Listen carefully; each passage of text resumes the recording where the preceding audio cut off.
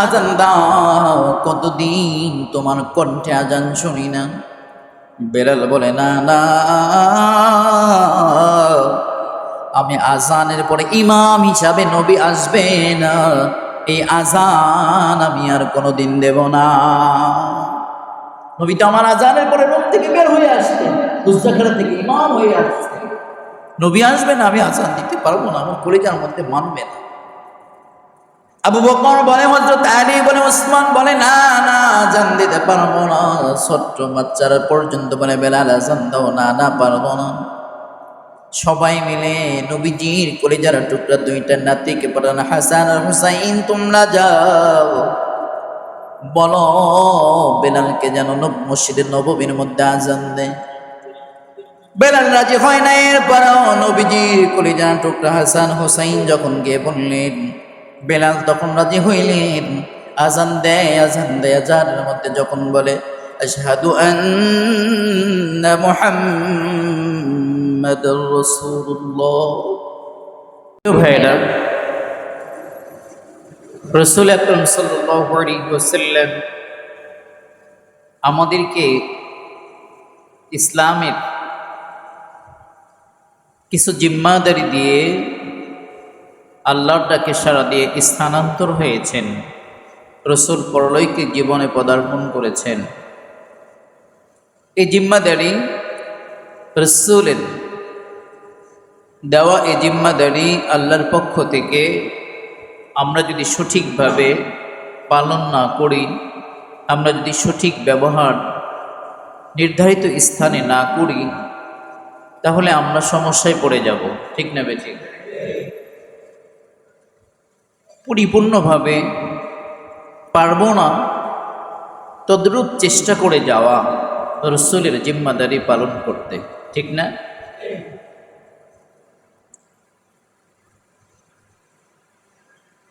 প্রিয় ভাইয়েরা আমার,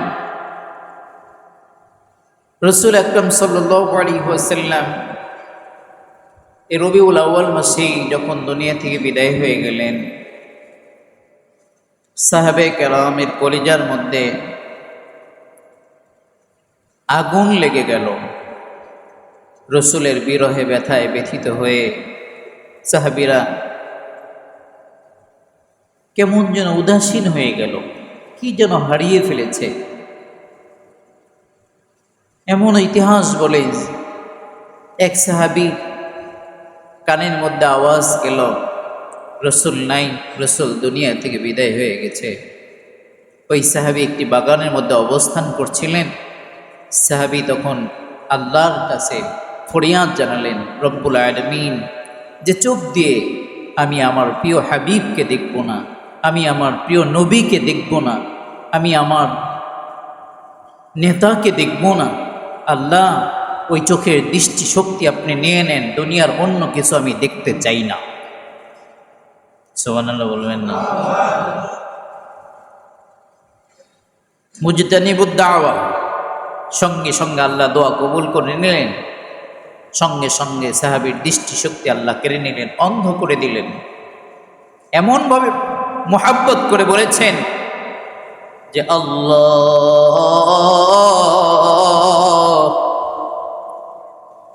যেই চোখ দ্বারা আমি আমার রাসূল দেখব না, ওই চোখের দৃষ্টি শক্তি জমিনের মধ্যে আমি আর চাই না। রব্বুল আলামিন দোয়া কবুল করে নিলেন। আল্লাহ ওই সাহাবীর চোখের দৃষ্টি শক্তিকে নিলেন, চিরদিনের জন্য অন্ধ হয়ে গেলে। রাসূলের বিরহে এতটাই ব্যথিত, নিজের দৃষ্টি শক্তি, দুনিয়া দেখব, রাসূল দেখব না, এই দৃষ্টি শক্তি আমার দরকার নাই, আল্লাহ আপনি নিয়ে নেন। সুবহান আল্লাহ দৃষ্টি শক্তি নিয়ে নিছে। রাসূল যখন দুনিয়া থেকে বিদায় হয়ে গেলেন, বেলাল হাফসি রাদিয়াল্লাহু তাআলা আনহু দুনিয়াতে কি হারিয়ে ফেলেছে, কি মুহাব্বতের মানুষটাকে হারিয়ে ফেলেছে, যাকে পৃথিবীর জমিনে আসবাবিয়া যা কিছু আছে সব কিছুর চাইতে বেলাল হাফসি রাদিয়াল্লাহু তাআলা আনহুমা নবীকে বেশি ভালোবাসতেন। এটাই মুমিনের দৃষ্টান্ত হওয়া দরকার, ঠিক না ঠিক? এটাই মুমিনের দৃষ্টান্ত হওয়া চাই। বেলাল হাফসি মসজিদে নববীতে আজান দিবে, আজান দিতে আর যায় না। কি দিতে যায় না? হযরতে বেলাল ডাক দেন, কয় যেই মসজিদের ইমাম আমার নবী আর কোনোদিন ইমামতি করবে না, ওই মসজিদে আমি বেলাল আর কোনোদিন আজান দিতে পারবো না। আমি বেলাল যেই মসজিদের মুয়াজ্জিন, সেই মসজিদের ইমাম জনাবে মুহাম্মদ রাসূলুল্লাহ সাল্লাল্লাহু আলাইহি ওয়াসাল্লাম কে আর পাবো না, তার পিছনে নামাজ পড়তে পারবো না, আমি আর এই এলাকায় থাকবো না, চলে যাব, আমার এলাকায় আমি চলে যাব। আবু বকর ডাক দেন, কয় বেলাল আজান কেন দাও না,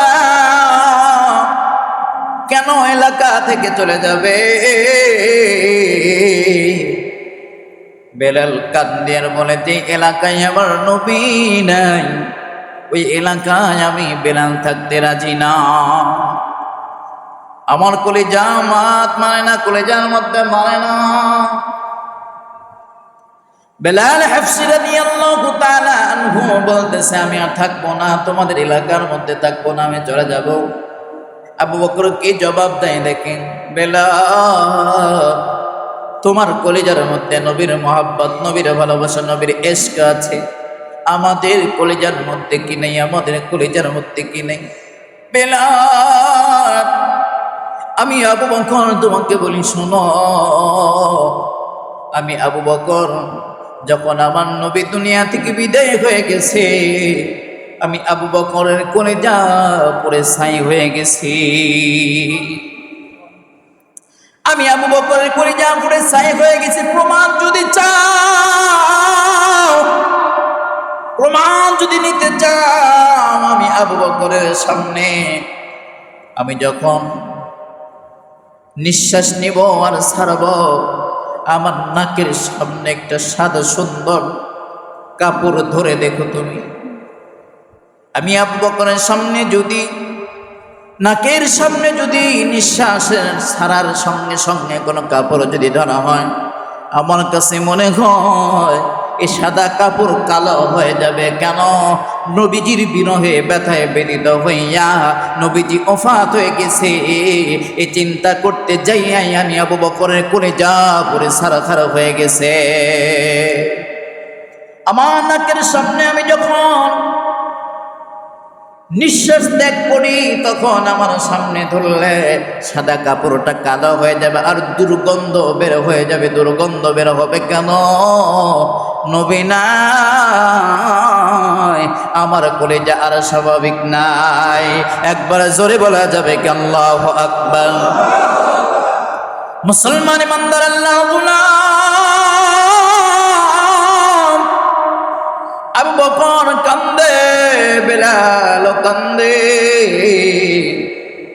আবু বকর বেলালকে বলে, ও বেলাল তুমি কান্দ, তুমি আমার কাছে নবীজির ব্যথায় ব্যথিত, নবীজি ওফাত হয়ে গেছে এর জন্য ভালোবাসার রিক্ততা আমার কাছে প্রকাশ করো। বেলাল তুমি আলীর কাছে বলো, আমার কাছে বলো, উসমানের কাছে বলো। বেলাল রে, আমি আবু বকর, বলো দেখি আমার কষ্টের কথা আমি কার কাছে বলবো? তুমি বেলাল আমার কাছে বলো, আমি তো বলার জায়গা নাই, তিলে তিলে পড়ে যায়, ক্ষুদ্রে ক্ষুদ্রে কান্দে, মানুষকে দেখানোর সুযোগ নেই। ও বেলাল, আবার কলিজার মধ্যে এমন আগুন জ্বলছে কোনদিন আর নিভে যাবে না। বেলালের পর বলে, না, যেই এলাকায় যেই শহরে আমার নবী নাই ওই শহরের মধ্যে আমি বেলাল থাকতে রাজি না। বেলাল চলে যায়। অনেকদিন পর নবী আকরাম সাল্লাল্লাহু আলাইহি ওয়াসাল্লাম স্বপ্নের মাধ্যমে ডাক দিয়ে কয়, ও বেলাল, কই গেলা রে? আমাকে রেখে তুমি কই গেলা? তুমি কি আমার কবরের পাশে আর কোনোদিন আসবা না? আমাকে কি একবার সালাম দিবা না বেলাল? তুমি কি আমার কাছে আসবা না বেলাল? তুমি কই গেলা? মদিনার মাসুম বাচ্চা পর্যন্ত তোমার অপেক্ষা মা, আমার হাসান হুসাইন তোমার অপেক্ষা মান, সাহাবায়ে কেরাম অপেক্ষা মান, মদিনার মহিলারা পর্যন্ত তোমার অপেক্ষায় অপেক্ষামান হয়ে আছে। বেলাল, একবার মদিনায় এসে আমি নবীকে একটু কাছে থেকে সালাম দিয়া যাবে। বেলাল স্বপ্নে দেখা মাত্র চলে যায় মদিনার দিকে। অনেক দিন পরে আবার রওনা হয়ে যায়, অনেক দিন পরে রওনা হয়ে যায়। মদিনার ছোট্ট বাচ্চা মেয়েরা ছেলেরা দেখছে বেলাল হাবশি আসতেছে। সুবহানাল্লাহ বলবেন না? বেলাল হাবশি আবার মদিনার দিকে রওনা করেছে। রাস্তায় দেখা যায় বেলাল আসে, আশিকে রাসূল কারে কয় বেলাল আসতেছে মদিনার দিকে, বেলাল আসতেছে মদিনার দিকে। ছোট্ট মাসুম বাচ্চার মাকে গলার মধ্যে জোরে ডাক দেয়, বলে, ও মা, শুনছুনি গো মা, নবীর প্রেমিক বেলাল মদিনার শহরে ঢুকে পড়েছে। ও মা, শিশু বাচ্চা পর্যন্ত কান্নায় রোল পড়ে যায়। মা গো, নবীজি দুনিয়া থেকে বিদায় হয়ে গেছে, কতদিন হয়ে যায়। বেলাল যদি থাকতো গো, নবীজির মোহাব্বতের বহির বিকাশ একটুখানি চরণচিত হতো, আমাদের চয়নকর সম্ভব হতো। বেলাল নাই, দেখতে পারি না মা। আজকে খবর শুনলাম বেলাল আসতেছে। মহিলারা পর্যন্ত রাস্তায় বের হয়ে গেছে, বেলাল কই বেলাল? সাহাবীরা দেখা মাত্র বেলাল কি ডাক দেন, কই ও বেলাল।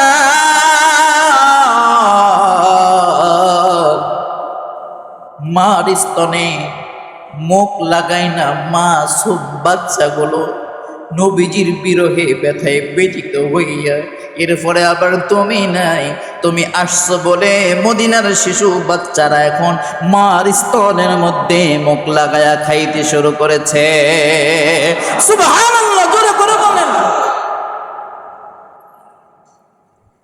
হযরত বেলাল সমাপ্ত সাহাবীরা ডেকে বলছে, ও বেলাল, অনেক দিন হয়ে যায় মসজিদে নববীর মধ্যে তুমি আজান দাও না। বিনয়ের সাথে অনুরোধ করে বলি, একদিন আজান দাও। আল্লাহু আকবার। ইতিহাস জানেন না? বেলাল আজান দেয় না তো আর সবে সাদিক হয় না, আর ভোর হয় না। বেলাল আজান দেয় আবার ভোর হয়। আল্লাহু আকবার বলেন। বেলাল একজন কুৎসিত কালো বিচ্ছিরি চেহারার মানুষ, ঠোঁটগুলো ঝুলন্ত মোটা মোটা, নাকের সেন্টার ঠিক নাই, নাকের জায়গা ঠিক নাই, চোখগুলো কেমন দেখলেই কেমন যেন দেখা যায়। এই কালো বেলাল আল্লাহ কত দামি বানায় দিছে তাকে। সুবহানাল্লাহ বলবেন না? দৃষ্টান্ত বুঝতে হবে। আল্লাহর কাছে বাহ্যিক সৌন্দর্যের দাম নাই। কথা কয় না? আল্লাহর কাছে বাহ্যিক সৌন্দর্যের দাম নাই। যার অন্তর সুন্দর, যার দিল সুন্দর, আল্লাহর কাছে ওই ব্যক্তি দামি। ওই ব্যক্তি আল্লাহর কাছে দামি। আমার নাচ চেহারা সুন্দর, পোশাক আশাক সুন্দর, সুদের ব্যবসা করেন, আল্লাহর কাছে দাম আছে? কথা কয় না কেন? আল্লাহর কাছে দাম আছে? সমাজে আছে না নাই? আপনি অনেক সুন্দর চেহারা, শুরুতে একজন নবীর পাক্কা আশিকের রাসূল বলে দাবি করেন, দেখাও যায় তেমন, কিন্তু আপনার অন্তর কালা। কি কালা? কথা কয় না? অন্তর কালো। আপনার দাম আল্লাহর কাছে আছে? আপনি ঘুষ খান, আল্লাহর কাছে আপনার দাম আছে? আপনি সুদ খান, আল্লাহর কাছে দাম আছে? আল্লাহর কাছে দাম নেই। আল্লাহর কাছে ওই ব্যক্তি দামি, রিকশা চালায় কিন্তু মানসিকতা, অন্তর আল্লাহর কাছে দামি, ওই ব্যক্তি আল্লাহর কাছে অনেক দামি, অনেক দামি। তেমনি বেলাল হাফসি রাদিয়াল্লাহু তাআলা, চেহারা সুন্দর না, কালামার্কা চেহারা, দেখতে ভালো লাগে না? কুৎসিত কেন? ঠোঁট মোট চুল মূল দেখলে মনে কোত্থেকে উঠে এসেছে এইরকম, কিন্তু তার দাম কি পরিমাণ। আল্লাহ রসুল আল্লাহর বাড়িতে বেড়াইতে গেছেন, ওইখানে গিয়েও দেখেন ওইখানে আওয়াজ শুনতে পায়, আল্লাহর জান্নাতে আওয়াজ শুনতে চায়, আল্লাহর আরশে আজিমের মধ্যে আওয়াজ শুনে বেলাল যেন তার স্যান্ডেল পরে হেঁটে হেঁটে যায়, স্যান্ডেলের আওয়াজ আল্লাহর আরশে আজিম পর্যন্ত চলে গেছে। কি পরিমাণ দামি! এমনি এমনিতেই দামি হয় নাই, আশিক রাসূলের পরিচয় দিয়েছে, যার জন্য আল্লাহ তাকে কবুল করে নিয়েছে। সুবহানাল্লাহ, আশিক রাসূলের পরিচয় দিয়েছে, প্রকৃতকারের আশিক রাসূল। আর আমি আপনি জিলাপি খাওয়ার আশিক রাসূল, কথা কয় না, মিষ্টি খাওয়ার আশিক রাসূল। আশিক রাসূল যদি হও, ওই দিল্লিতে ইন্ডিয়াতে রাসূল বিদ্বেষী কথা বলেছে, রাসূলকে নিয়ে কটূক্তি করে কথা বলেছে। আশিক রাসূল যদি জোর দাবি জানো, তাহলে রাসূলকে যখন গায়ে দেওয়া হয়েছে, ঘর বাড়ি ছেড়ে যুদ্ধের ময়দানে যাওয়ার জন্য রেডি হয়ে যাইতা। ঠিক না ভাই? ঠিক জোরে বলে। আশিক রাসূল মুখে বললে হবে? অন্তত একটা কিচ্ছু না পারেন, ফেসবুকে অন্তত একটা স্ট্যাটাস তো দিতে পারতাম যে আমার রাসূলকে যারা গালি দিল, আমার রাসূলকে যারা কটূক্তি করলো, শুধু দিল্লি ইন্ডিয়া নয়, বাংলাদেশ নয়, পৃথিবীর জমি তার থাকার কোনো অধিকার নাই। জিন্দা খবর দিতে হবে তাকে। ঠিক যাবে, ঠিক চলে বলেন। আশিক রাসূল দাবি কর, রাসূলের আশিকের পরিচয় দেন, আমি আপনি পরিচয় দেই, রাসূলের মুহাব্বতের বহির বিকাশ আমার মধ্যে পাওয়া যায় না।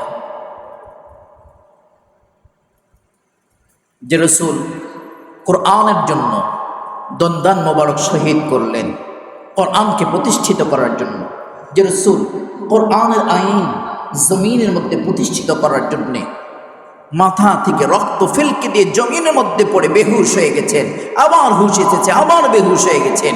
যে রাসূল কোরআনের দাওয়াত দিতে গিয়ে রাসূলকে ইট পাথরের আঘাত খেয়ে রক্তে রঞ্জিত হয়ে গেল, জুতা মোবারক আটকে গেল, সেই কোরআনকে একজন যুবক লজ্জা স্থানে ঠেকায়া যায় নামাজে বৈশা, লজ্জা স্থানে ঠেকায়া আবার পিকচার চলে ছবি তুলে আপলোড করেছে।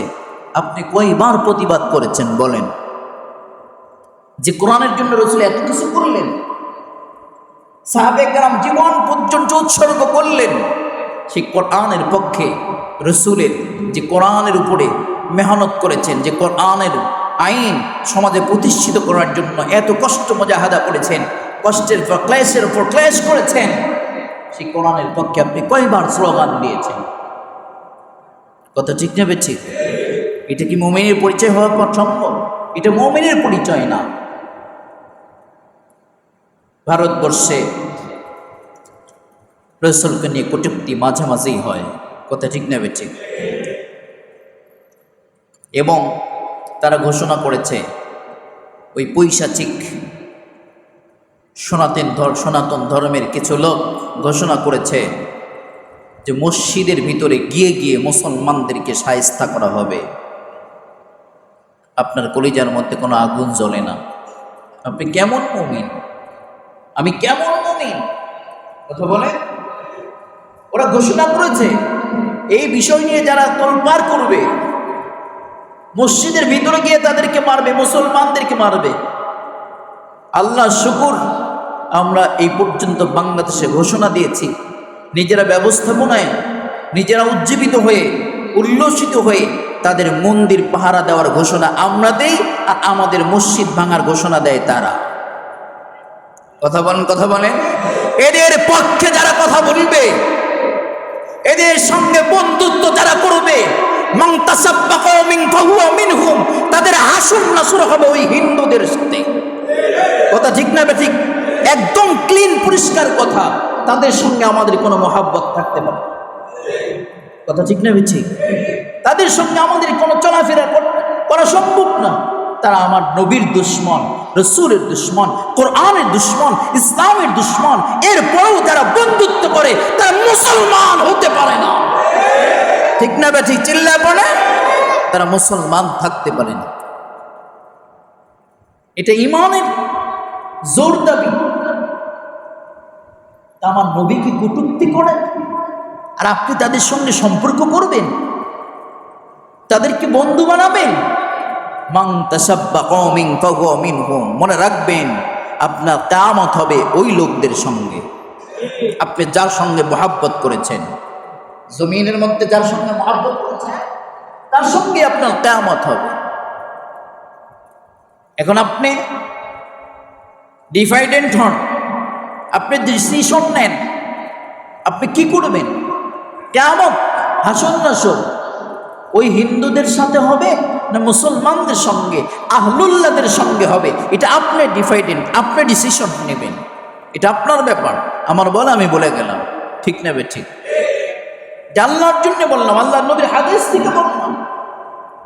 প্রিয় ভাইয়েরা আমার, কি জমিনের মধ্যে কি শুরু হলো! যাকে সৃষ্টি না করলে পৃথিবীর জমিনে কিছুই সৃষ্টি হতো না, কিছুই বানাতেন না, তাকে নিয়ে কটূক্তি করেন।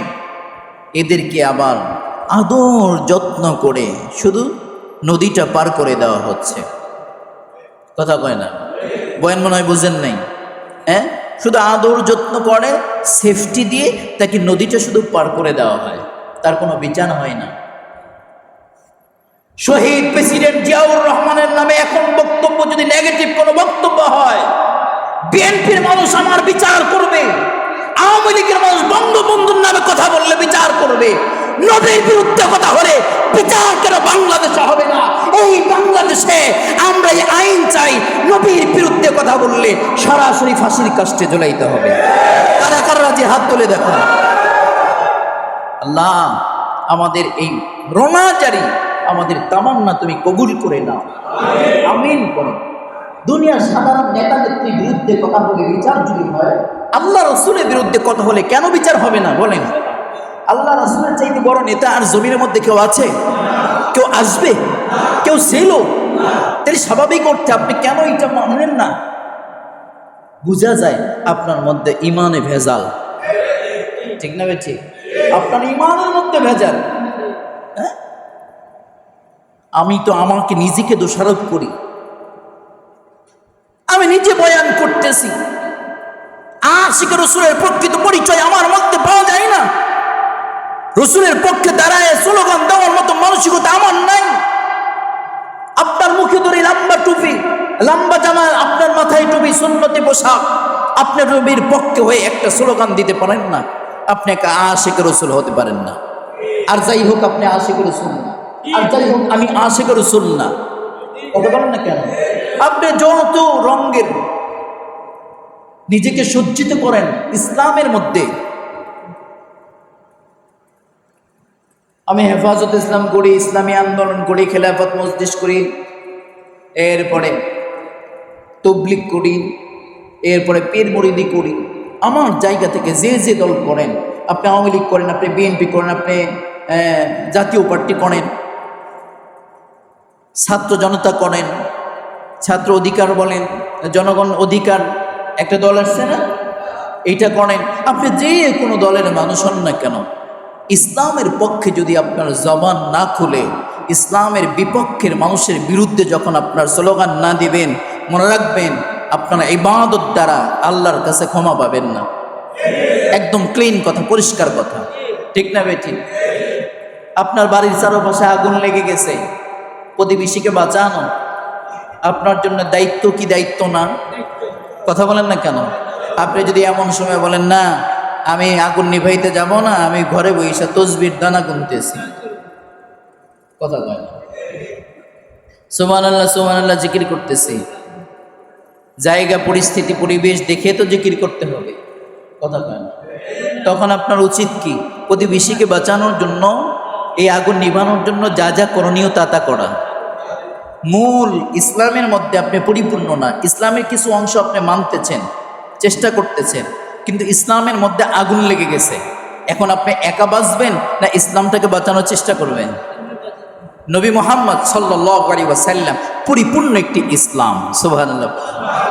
নবী মুহাম্মদ সাল্লাল্লাহু আলাইহি ওয়াসাল্লাম একটি পরিপূর্ণ ইসলাম, একটি পরিপূর্ণ কোরআন, একটি পরিপূর্ণ দিন, একটি পরিপূর্ণ ধর্ম। এই পরিপূর্ণ ধর্মের মধ্যে, এই পরিপূর্ণ আদর্শের মধ্যে, সুন্দর আদর্শের মধ্যে আগুন লেগে গেছে। আপনি এখন তসবিহ গুনবেন না আগুন নিভানোর চেষ্টা করবেন?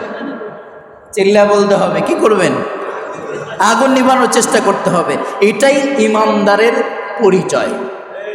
কথা ঠিক না ঠিক? আর ইমানদারের পরিচয় এইটা হতে পারে না আগুন লেগে সব শেষ হয়ে যাক, আমি তো জাহান্নাম থেকে বাঁচার জন্য ইস্তিগফারের আমলের মধ্যে নেমেছি। এটা হবে না। আমার কথা কিন্তু আপনারা বুঝতে পেরেছেন অবশ্যই আমি কি বুঝাইতে চাচ্ছি। আগুন লেগে গেছে ইসলামের মধ্যে। আসুন এই আগুন নিভানোর জন্য যা যা কিছু আছে সব কিছু নিয়ে ঝেঁপে পড়ি ইসলামকে রক্ষা করার জন্যে। এটা ইমানদারির দায়িত্ব, এটা প্রত্যেকটা মুসলমানের দায়িত্ব, জিম্মাদারি। এই জিম্মাদারি আল্লাহ রাসূল দিয়ে গেছেন আমাদের উপর, ঠিক না বে ঠিক? এই জিম্মাদারি দিয়ে গেছেন। মুসলমান অনেক তো দেখেছি, অনেক শুনেছি, নিজেকে একটু বাস্তব রূপে প্র্যাকটিক্যালভাবে ইসলামের মধ্যে উপস্থাপন করি, একটু চেষ্টা করি। প্রকৃত মুমিন হওয়ার চেষ্টা আমাদেরকে করতে হবে ভাই, নাইলে বাঁচার কোনো উপায় নেই, বাঁচার কোনো উপায় নেই।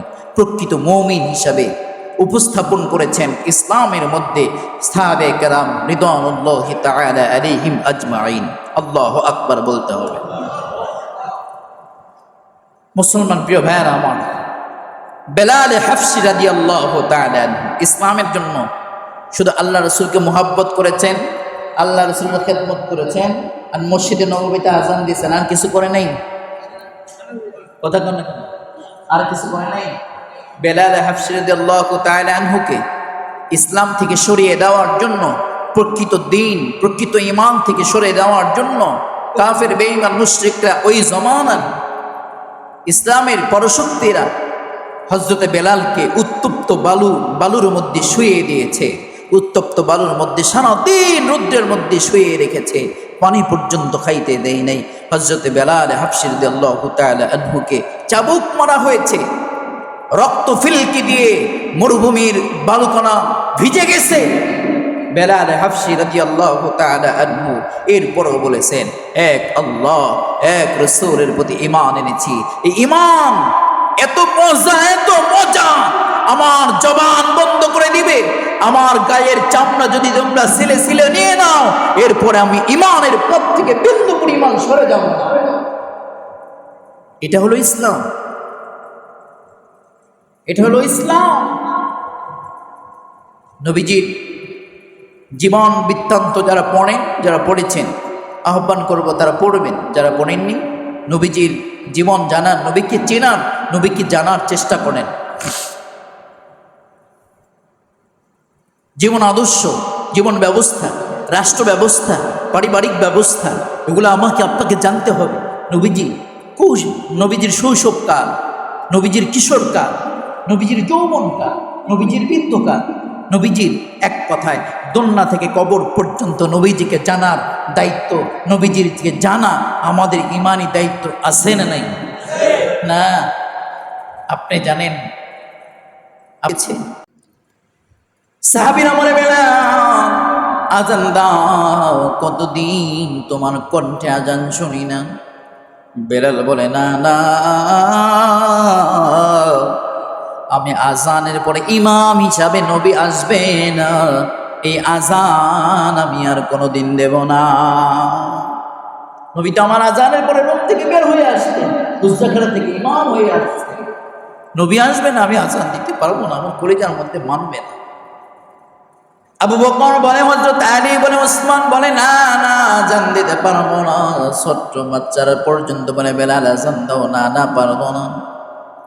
সবাই মিলে নবীজির কলিজার টুকরা দুইটা নাতিকে পাঠান, হাসান আর হুসাইন, তোমরা যাও বলো বেলালকে যেন মসজিদের নববীর মধ্যে আজান দেয়। বেলাল রাজি হয় না। এরপরও নবীজির কলিজার টুকরা হাসান হুসাইন যখন গিয়ে বললেন, বেলাল তখন রাজি হইলেন, আজান দেয় আজান দেয়। আজানের মধ্যে যখন বলে আশহাদু আন্না মুহাম্মাদার রাসূলুল্লাহ। বেলাল হাফসি রাদিয়াল্লাহু তাআলা আনহু যখন বলে আশহাদু আন্না মুহাম্মাদ, আর অংশ বলতে পারে না।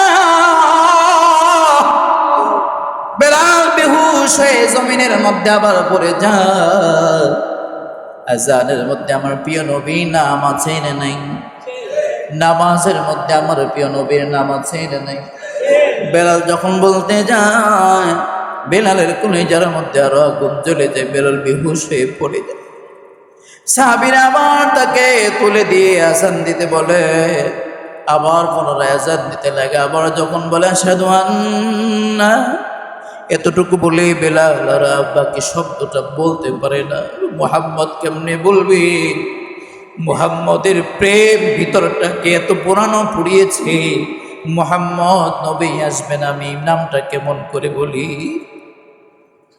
বেলাল আজানের মধ্যে কান্নায় লুটে পড়ছে জমিনের মধ্যে বেহুশ। আবার তুলে আবার আজান, কোন রকম আজান শেষ করেছে। মুসলমান ইমানদার বেলাল আবার বলে না না না, যেই শহরে আমার নবী নাই, ওই শহরে আমি বেনান থাকতে রাজি না।